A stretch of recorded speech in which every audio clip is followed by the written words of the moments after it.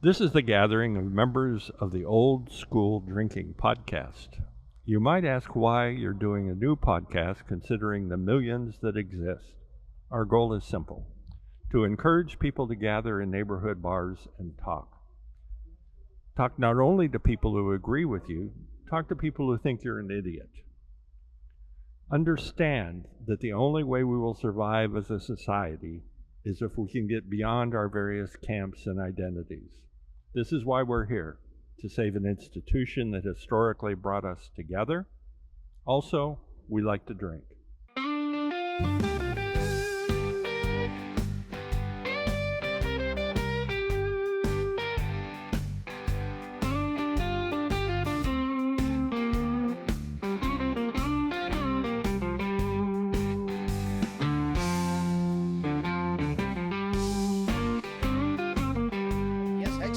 Yes. Well, this is the news.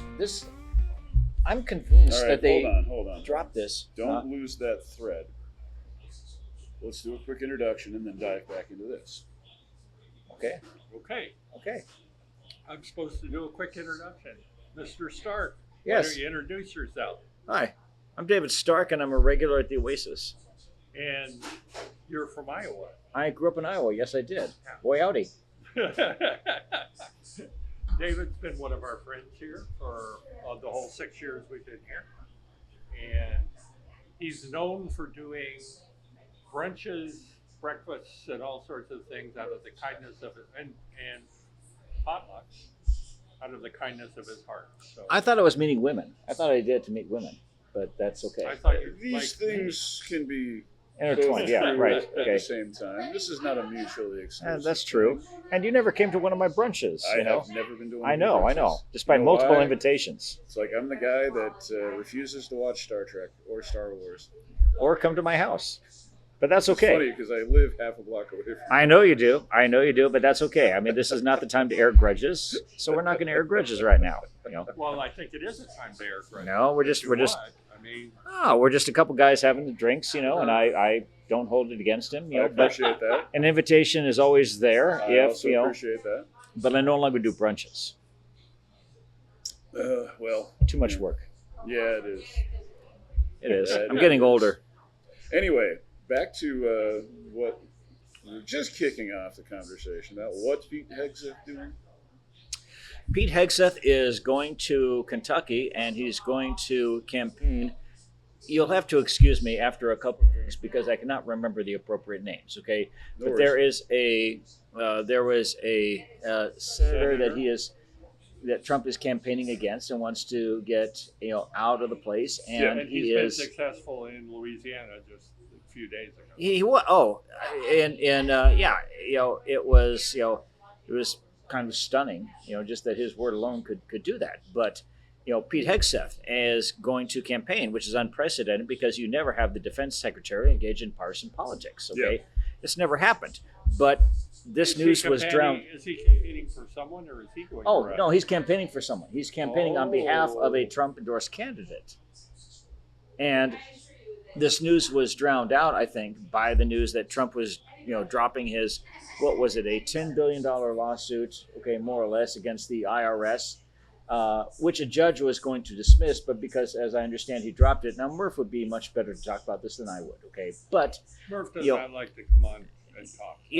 but because he is not here, the news was, they dropped the lawsuit, and instead they're creating a $1.7 billion fund to compensate people who believe they were targeted, okay, for political reasons by the IRS and the Justice Department, okay? During the Biden administration. During the Biden administration, maybe before that, I don't know. But this news drowned out the news that Pete Hegseth is going on the campaign trail.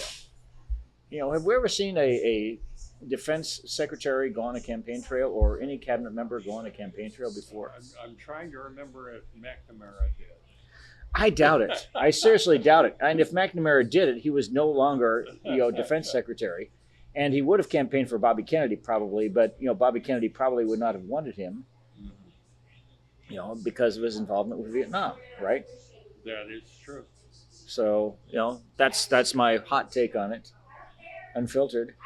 So let's talk about something more interesting. Let's talk about bars. I'm What are sorry. your Was that favorite- boring you? Huh? Was that boring you? No. Oh, okay. Let's I'm just bars. saying, we had started discussing bars here. Sure. You wanted to Uh-huh. talk about that. Uh-huh. So let's do that. That was not boring. I'm No, just trying to finagle into a different direction. no, thank you. And didn't mean to cast aspersions. Talk about the Hatch Act. God damn it. Okay, Well, we'll talk fine. about the hat. Let's talk about bars. Let's talk about bars instead. I don't want to talk about the Hatch Act either. Okay. So bars. Yeah. Go ahead. So tell me what your favorite bars are in town. You know what? I moved here in '93 from Iowa. Okay. I had, basically flunked out of school, and I was, I had a job at a collection agency repossessing cars. Okay, and it was, this sounds like yeah, and I had just broken up with my girlfriend, so my life was at an all-time low at that point, and I was also smoking a lot of weed, and my roommate at the time, was a film major, and he had gotten an offer on a John Hughes movie that was yet to shoot in Chicago called Baby's Day Out. It's a horrible film, forgettable film, but he was nice enough to take me to the cast party, okay, and introduce me to the actors and producers and musicians and stunt drivers. Was Houston there? What's that? Was John Houston there? I didn't see John Huston there, no. I don't. Was John Huston still alive then? Yeah, he was, I think, but I didn't meet him.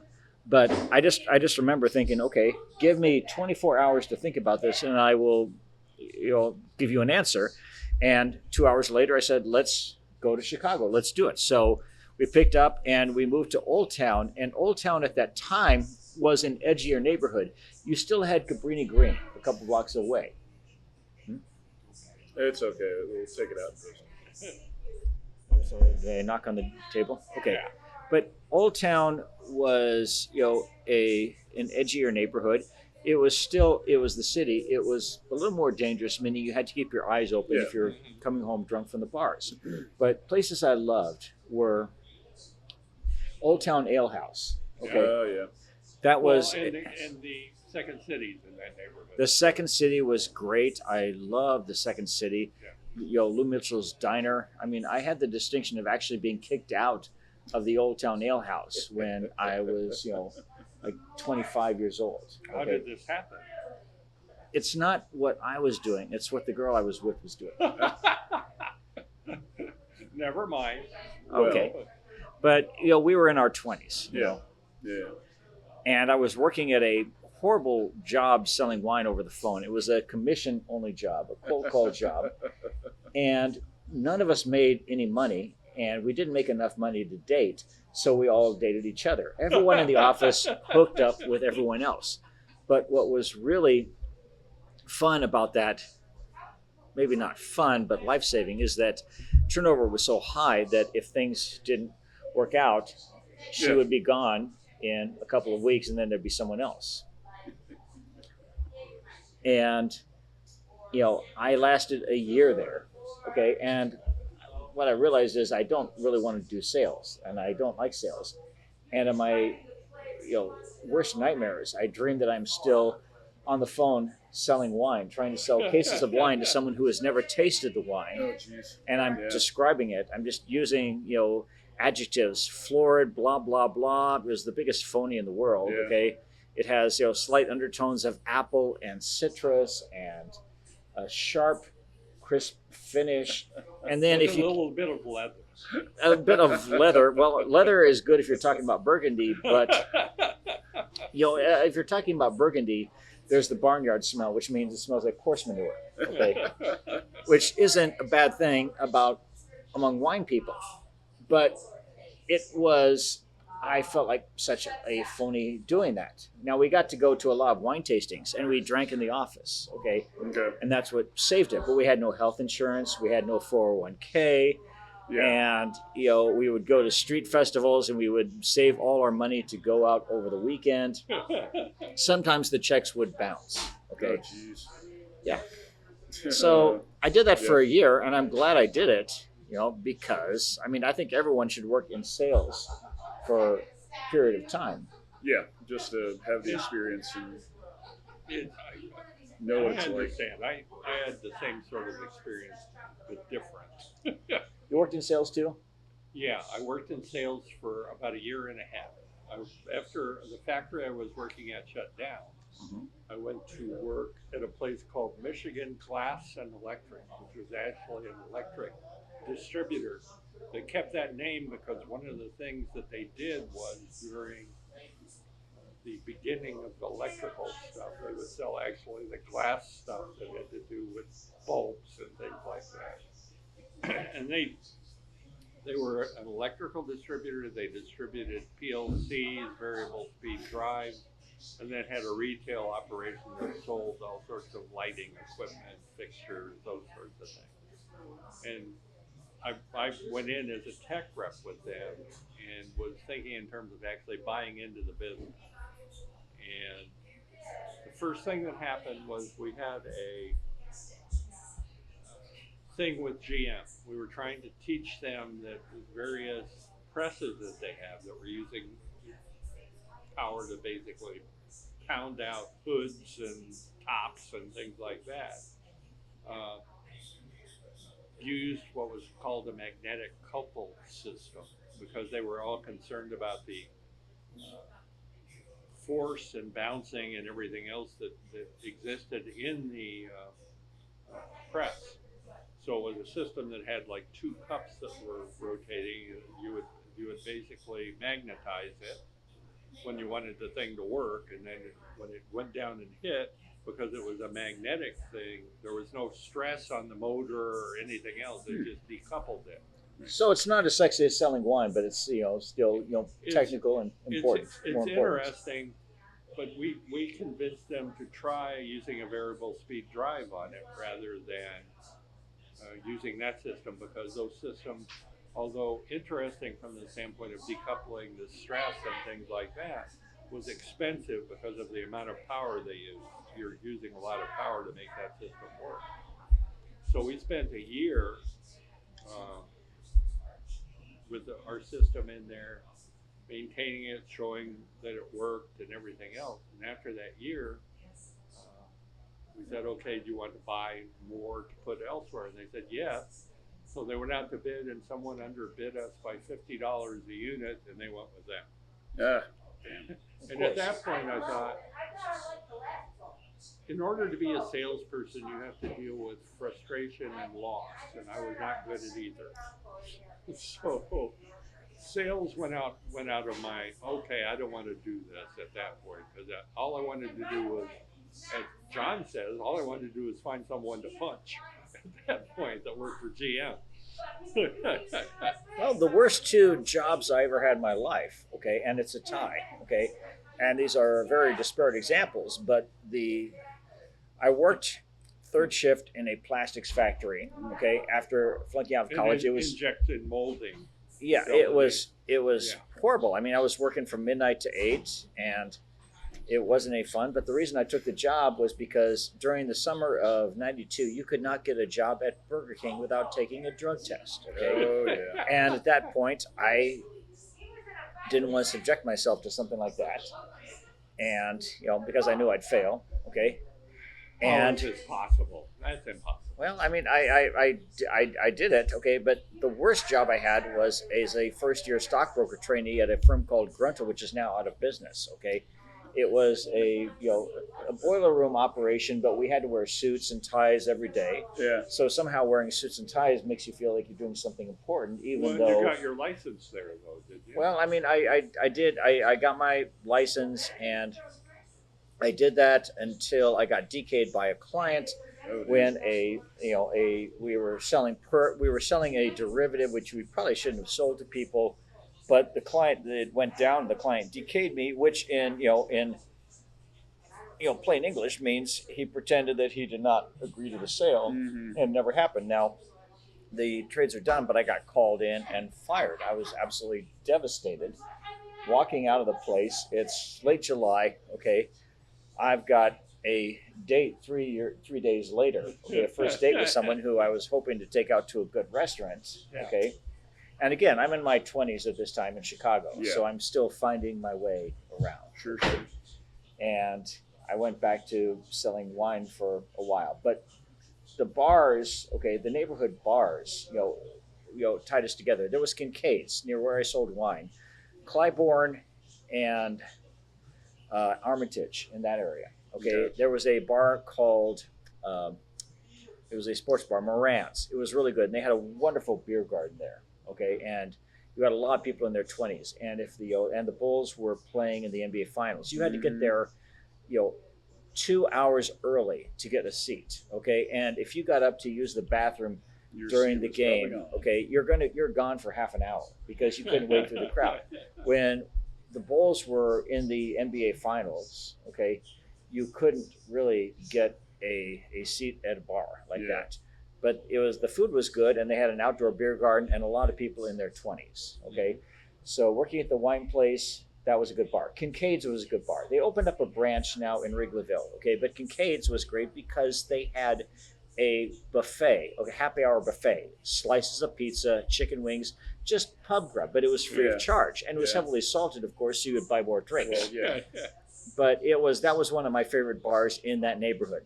Now, in my own neighborhood where I lived, okay, there was the Old Town Ale House, okay, and there would be obscene artwork on the walls. Yeah, the most famous thing they have right now is the nude of Sarah Palin. The new Sarah Palin is great, but I love a painting called The Cavity Search. Okay, have you seen that one? No. Okay, it's Rod Blagojevich in prison. Okay, he's dropping his trousers, Well, and you have to there's someone in a explain sheriff's deputy outfit putting on a glove, and people are standing around laughing, and there's a prisoner with a mop, and there are other officials who are turning around and laughing, and Rod Blagojevich has this boyish, innocent, almost epicene look on his face. I can't. It's a brilliant work of art, but realizing he's about to be anally violated, okay, in a prison in front of other people, and It is interesting from the art standpoint. The person Right. that was, I don't know whether he owned the place or he was the Oh. manager or what. the person who owned the place painted I can't remember his name now, but he painted he did the artwork, and he Okay. worked a lot of regulars into Yeah. I talked to him one time. He worked a lot of regulars into the artwork. Okay, Yeah. for example, the sheriff who's got the glove, the person who's got the glove on is one of the regulars. Okay, someone nice. who's doing the mop and processing Okay. the paperwork is another regular. Okay, and he did that. I mean, it was a cash only place. Yeah. Okay, That's and great. Oh, and it still is. well, it is, but what I loved is nowadays, okay, you have electronic jukeboxes, but back then a bar was defined by the limitations of the music on the jukebox. Okay, if you went there, I mean, you could play older music, you could play Johnny Cash, you could play a couple John Coltrane numbers, okay, some classic rock, okay, Yeah. but there were limitations on what you could play. Now anything goes, and I like the place because it's still a limited jukebox. Yeah. And that's how there a are bar did several that. places like that. Isn't there Not as another Simon's. one just up a ways here? I forget what the name Sovereign. of it is. Pardon? Sovereign's got an old school jukebox. Yeah, and they allow the people that Yeah. come there to set what's in it, basically. It's a bunch of CDRs. And yeah, it's wonderful. And then moving to Lakeview, and I remember because I didn't know much about Chicago at that time. We moved to Lakeview, but actually it was on the corner of Roscoe and Halstead. I didn't realize it was really like the gay neighborhood. Yeah. And our landlord came down here, and my roommate and I were moving in. He says, "Oh, we have and there's a nice the bathroom converts to a full shower. You boys are going to have a lot of fun." And he gives us a wink, and then he leaves. And my roommate looked at me and said, "He thinks we're gay, doesn't he?" I said, "Oh, he thinks we're totally gay." Absolutely. But You need the to rent was support the pretty boys, cheap, man. so let's not, Yeah. You want it? It's like a reverse Three's Company. Yeah, that's exactly what I was thinking. A reverse threes company. Okay, so we'll be ambiguous about that. Okay, and he can think of us as this young gay couple, but the bar there was Roscoe's, and Oh yeah. Mhm. it was Sunday night was the biggest night for the parties, and I couldn't understand why Sunday night was so huge, and I asked a gay guy I worked with, what is it about, who lived in the neighborhood, what is it about Sunday night and Roscoe's? And he looked at me and said, "Well, David, okay, waiters and hairdressers get Monday off." And I remember thinking that makes so much You're like, sense. "Oh." I understand it. But I was just so out of touch with the culture of my neighborhood. See, and it's interesting here. I don't understand what the scheduling's like at Loyola. Thursday nights here are a big deal with the Loyola people. And my assumption is that a lot of them, when they get to be juniors and seniors, set it up so they have classes on Monday, Tuesday, Wednesday, Thursday, and Friday, Saturday, Sunday off. I would assume that's what they try to do. But I would assume that that's what they're trying to do. like Thursday college kid drinking is just that goes back well before my time. So Well, it just seems odd to me because the bars aren't like overflowing on Fridays, though. It's not a situation where they'd have to deal with being overcrowded on Friday. the Loyola situation is again Completely different. Like this happens to be the bar that the children have elected to be the cool hangout because it's the only one in range that can actually fit them in that hasn't already been claimed by other sociological groups at Loyola. The old Hamilton's is where they used to go, and that's where they should go back. But somebody needs to like rebuild the building and then put them back in after it burned since down. there was a fire there. Well, yeah. Although there is still a sign up saying they're still investigating, so who knows? Since it happened, 2 years ago? They haven't caught me yet. Shit. No, but it's a perfect bar for Loyola students. Yes, number one, we like to stretch the weekend in college. Thursday night was when I went out too. Yeah. Number two, this is a dive bar, okay, populated by townies such as us, okay. The problem is when they come in here, they drive us out, and that pisses me off. They're slumming, okay, and I get it, you know. Yeah, but again, like when a 20-year-old punk comes up and looks at me and says, "You're too old to hang out at the O." Did that really happen? Yeah. Or are you making that up? No, it happened. That really happened? Now, let me ask you this, okay? Was that comment out of the blue, or were you talking to her at the time? No, it's like you were not hitting on her. Guy. You didn't. No, you know. I was sitting reading my Kindle, having a beer, and they all came swarming in. And the guy said something. I said something. And he was like, "Dude, you're too old to be hanging out at the O." What do you know about the O? I almost wanted to have a discussion throw him with out because at the time I was still working here and had the authority. You should have used it. But one of these days I am going to set up a velvet rope. Again, you had the power, but you didn't have the right. Oh no, I chose. Power is not the same thing as I chose force. Restraint. One of these days, though, I'm going to get a velvet rope and put it out in front on a Thursday and get out there with like a bouncer suit, little earpiece, and clipboard. Clipboard, and I'm just going to name, not on the list. Back Studio 54. Did you ever see an episode of Bruno when they give him the job of bouncing outside a Miami nightclub? And he's telling people, you can't come in here. Look at that shirt. That shirt is awful. You can't walk into a club like that with a shirt like that. And, the person looks at him and says, this shirt costs $300. I thought it was funny. Okay. The amount you spend on something, does it make it good, though? And that's exactly the point. Okay. As a matter of fact, most of the things I've ever bought in my life, from a clothing standpoint, that were very expensive, were the things that I wore probably the least. But isn't that funny? When you were coming up in the world, you probably wore suits, okay, and ties, okay, or at least business casual. In the business environment, we had to. When I worked for University of California after getting out of the Navy, it wasn't a big deal. We could wear anything we wanted. But as soon as I got on with Orida, we had to wear.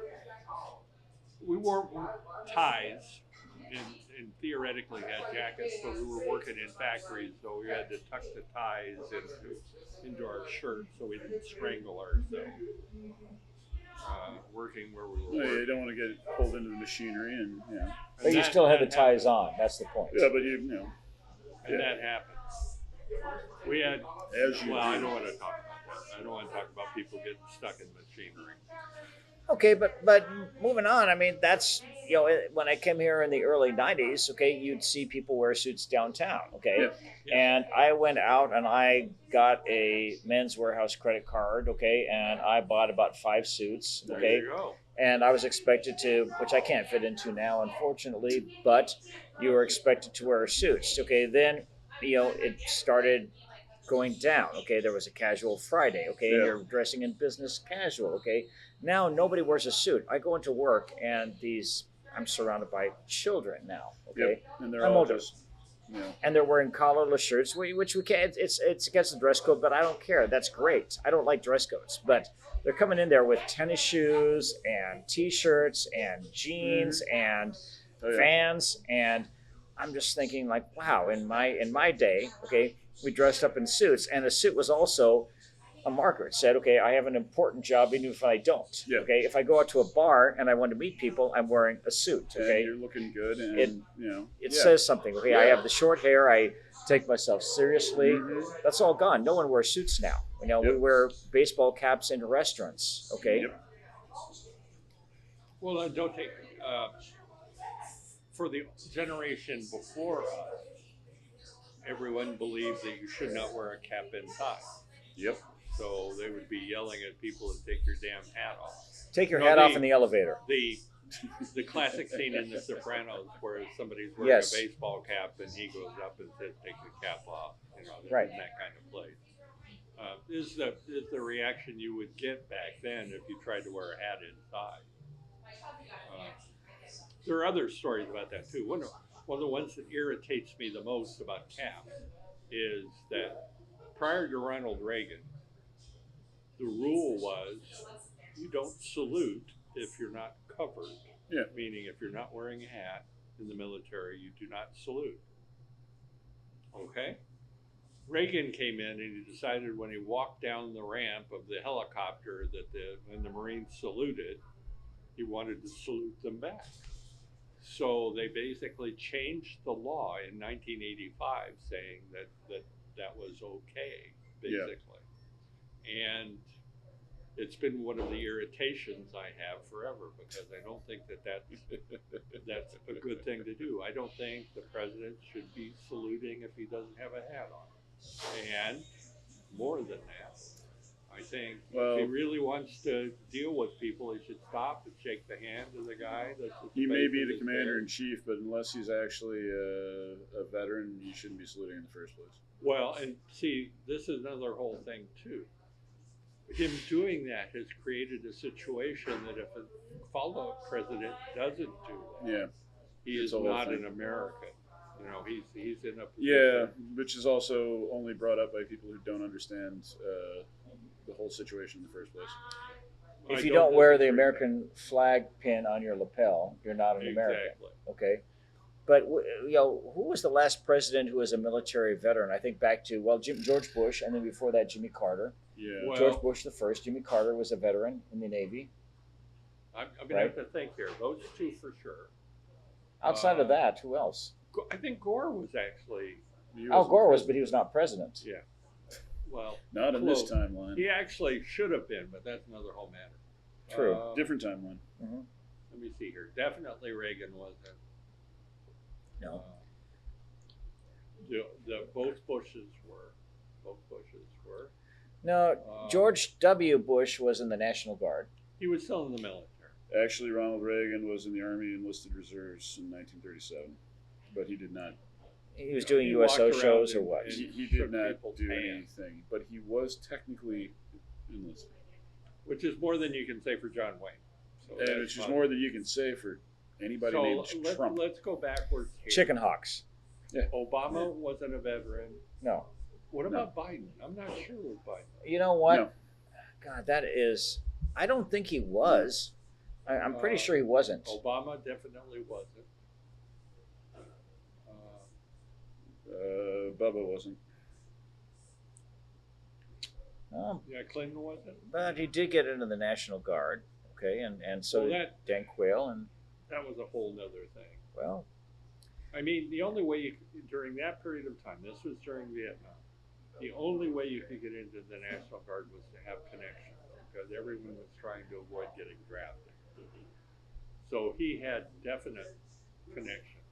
And there was when he was running the first or second time, there was a big kerfuffle about whether he even showed up during long periods of time, meaning Bush. Right. Okay. You're looking at Biden. I was just looking at all of them. I'm sure you remember the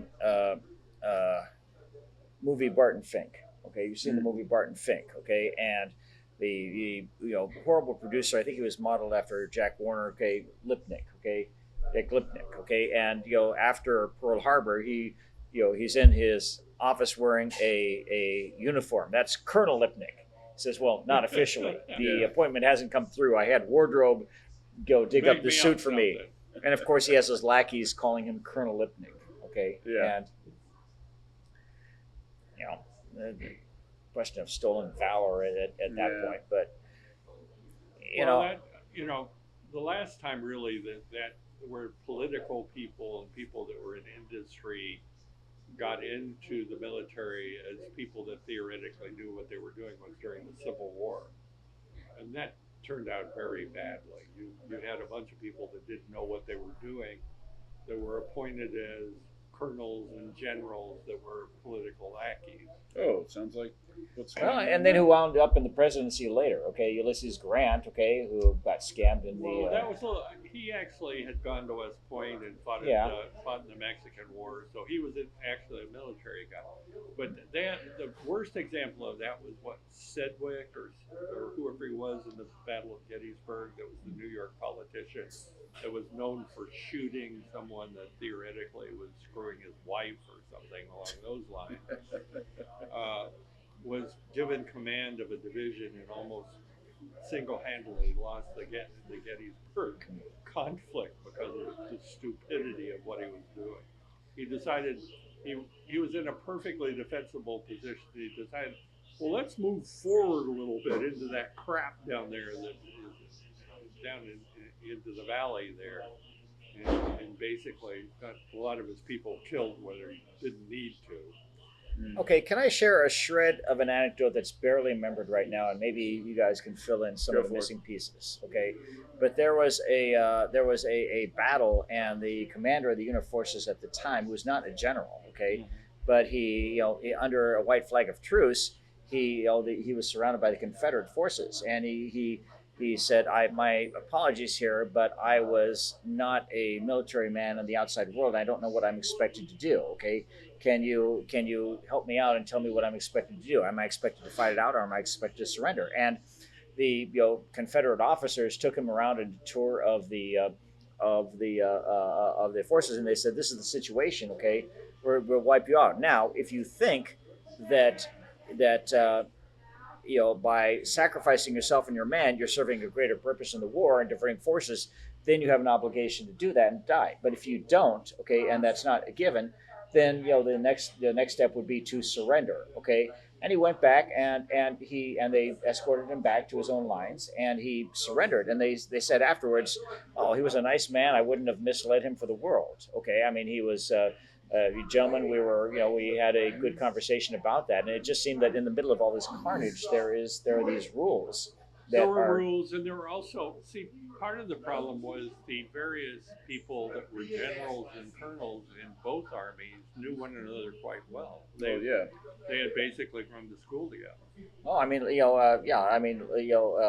Hancock Grant and Lee, Armitage, or whoever the heck they were really good friends, and they both got shot on the third day of Gettysburg.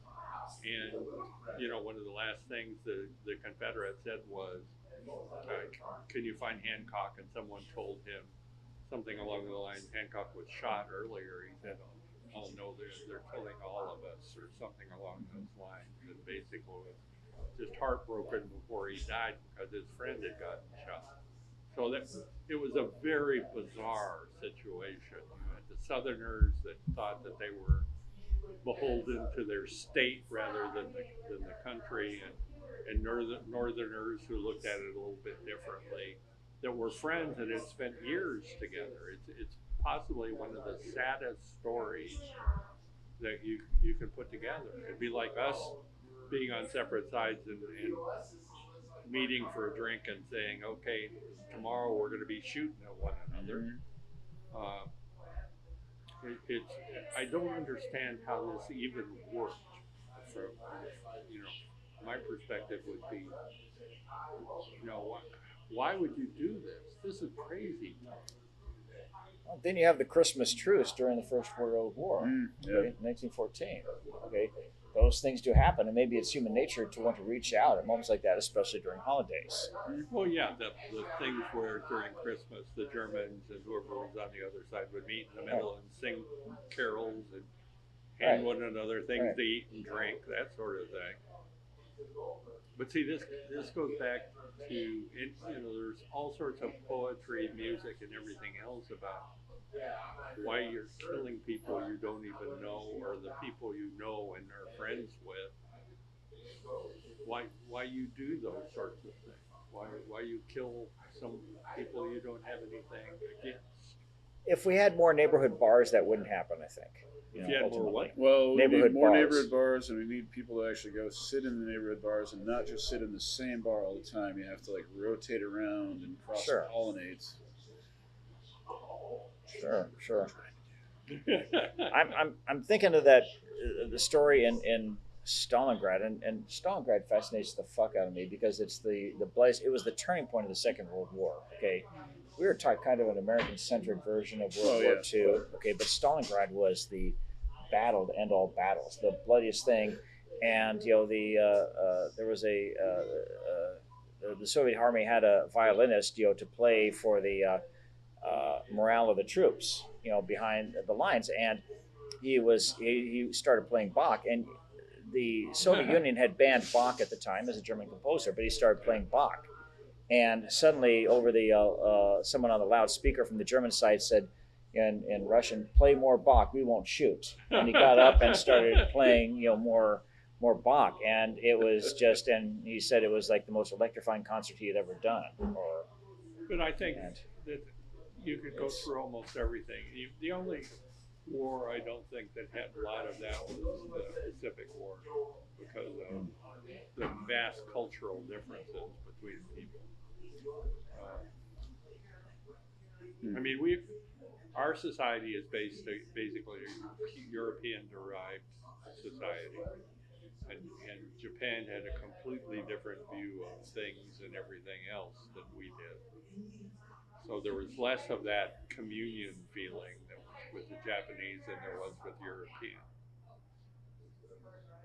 Not to mention the Bushido stuff that was going on with the Japanese believing it was better to die than to end up shaming yourself in any way.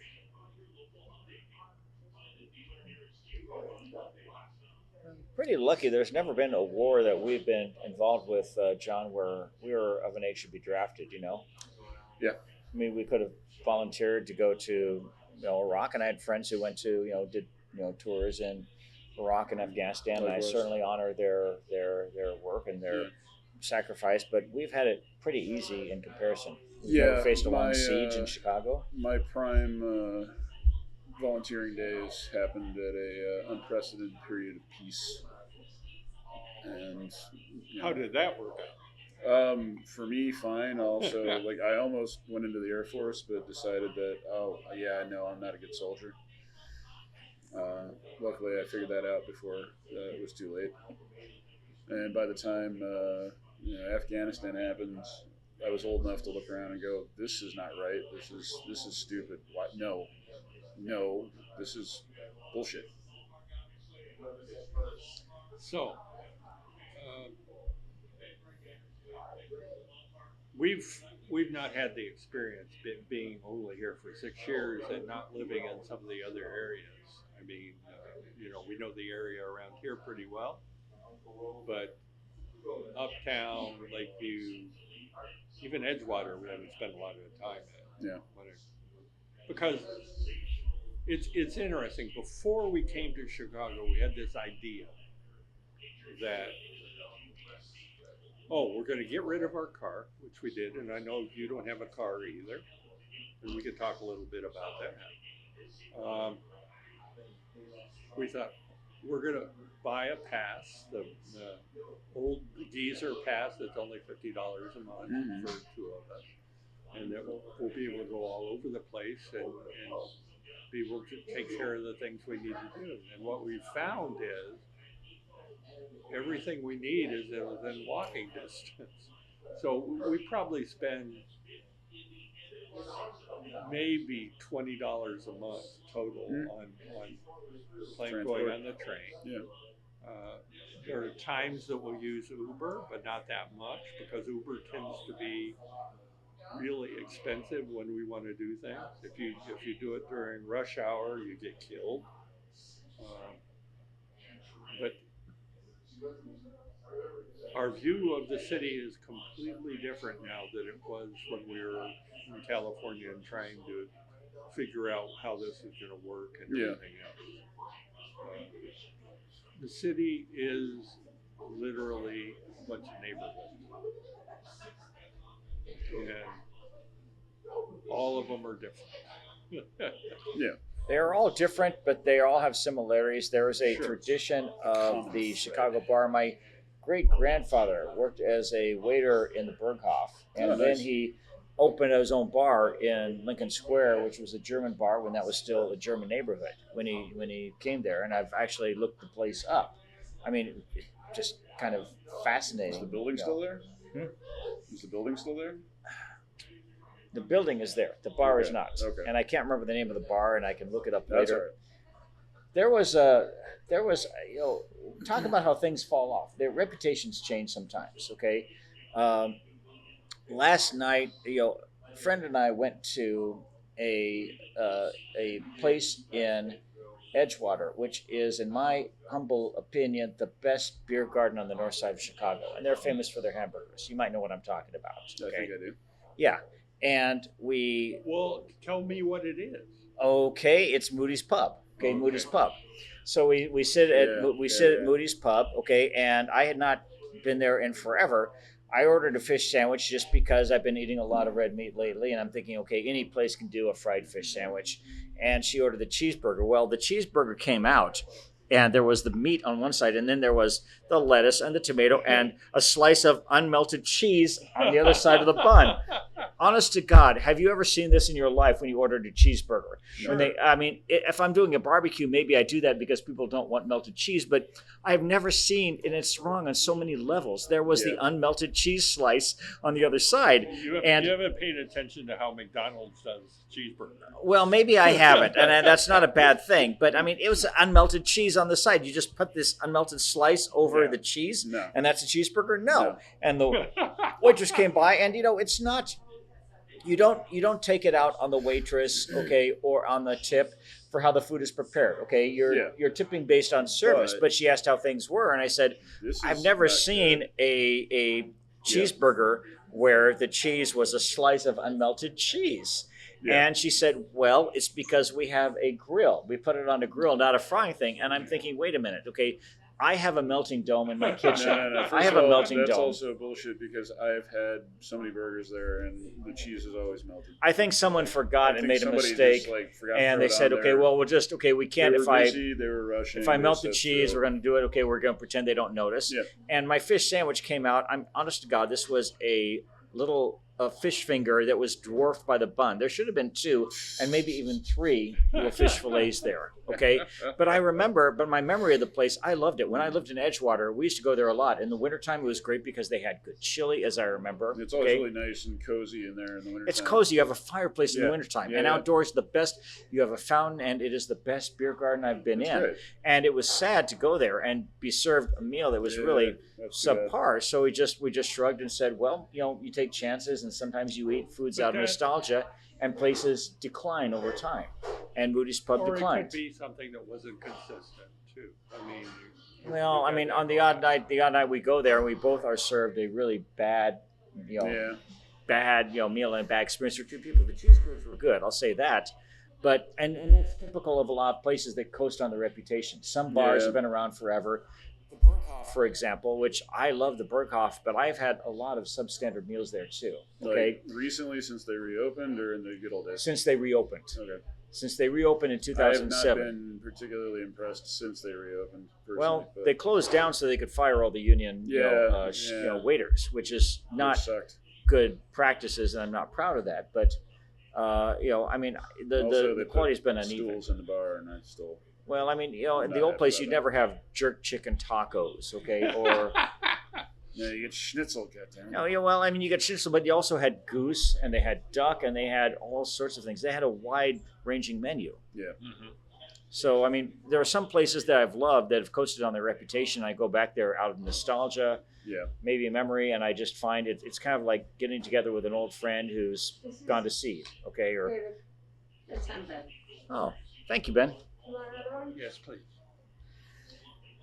All right, Do you want another one too? We're hitting up on our upper time limit here. Okay. Okay. So I would like to draw this very random, meandering conversation back to the beginning. God, we were all over the place, weren't we? Yes. Where are we going in the beginning? I'm just bringing us back to the beginning. What was the beginning? Bars? Pete Hegseth being a little Oh. bitch. And which is your favorite bar? What's your favorite downtown bar? Well, my favorite downtown bar is Miller's Pub. Oh, okay. I love Yeah, I love that place. I love Miller's Thank you. Pub. Appreciate I it. love the service. It's old school. I walk in there, I feel like I'm walking into an older Yeah. time period where things are more simple. You can call it nostalgia or whatever. Yeah. But I love it. The meals are great. The drinks are strong. Bartenders are friendly. Mm-hmm. How about you? I've not been to any bars around here I dislike, so it's difficult for me. My expectations, because of growing up when I expected dive bar in almost everything. So almost everything meets my expectations. I don't expect food to be very good in any of the bars.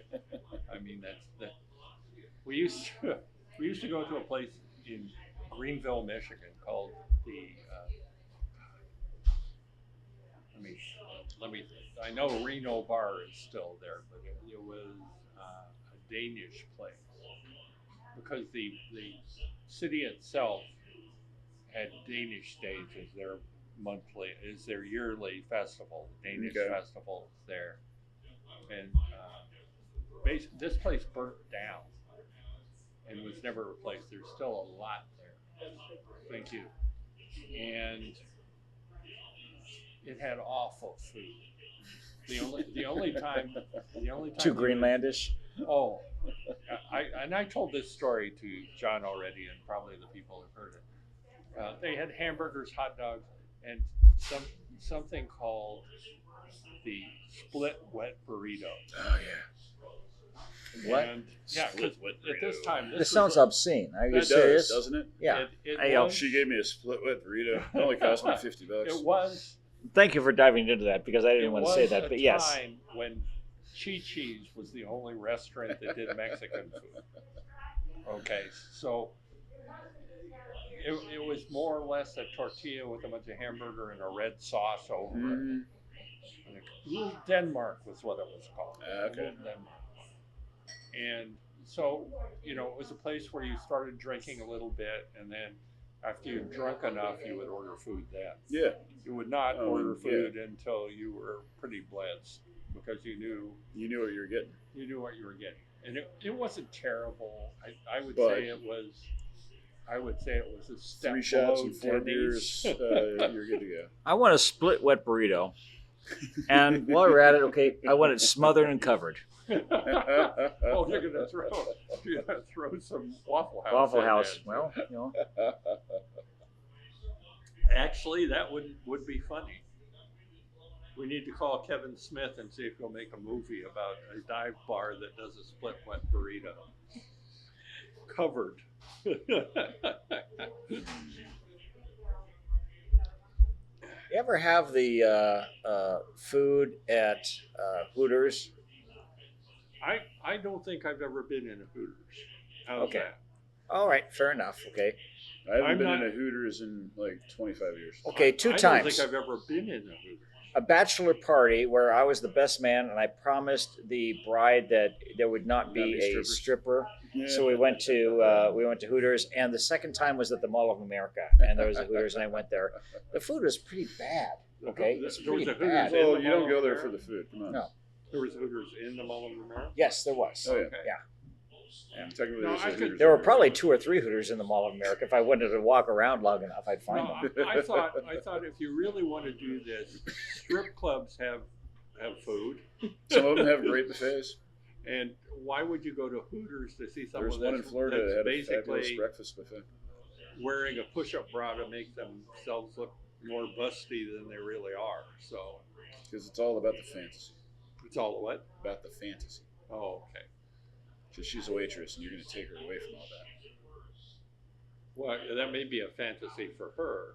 Or no, it's the fantasy she's selling so she can get a good tip. Okay.